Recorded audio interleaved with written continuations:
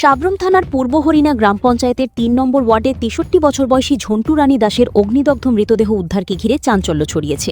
স্বামী রঞ্জিত শুক্লা দাসের দাবি, সকালে ঘুম থেকে উঠে রান্নাবান্নার পর পাশের ঘরে স্ত্রীকে অগ্নিদগ্ধ অবস্থায় দেখতে পান। ঘটনাটি ঘিরে নানা প্রশ্ন উঠলেও পুলিশি তদন্ত ও ময়নাতদন্তের রিপোর্ট না আসা পর্যন্ত কোনো সিদ্ধান্তে পৌঁছানো ঠিক নয়। প্রকৃত ঘটনা জানতে পুঙ্খানুপুঙ্খ তদন্ত ও ফরেন্সিক পরীক্ষার দাবি জানিয়েছেন স্থানীয়রা। ভানুচন্দ্রের রিপোর্ট, আসাম প্রাইম নেটওয়ার্ক। নাম কি? রঞ্জিত শুক্লা দাস, বাড়ি কোন জায়গাতে? পূর্ব হরিণা 2 নম্বর ওয়ার্ড। কি তো হয়েছে আজকে আপনার ওয়াইফের? আমি ঘুমায় আসছিলাম, সুইসাইড করছি।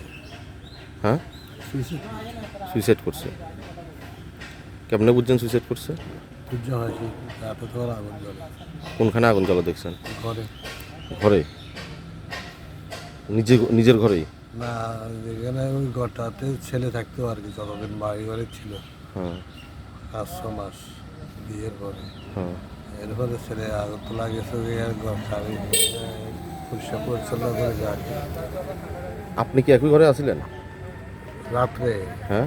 একই ঘরে ছিল, একই বিছানা।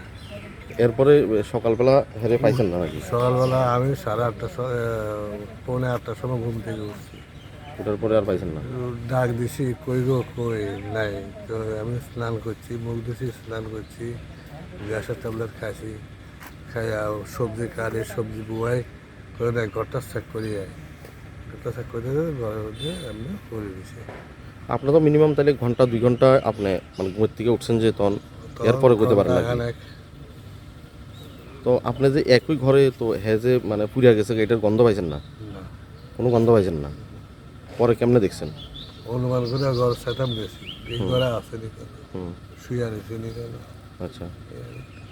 তো পরে পাইছেন? হ, এখন কি তাই মারা গেছে? মারা গেছে। কোন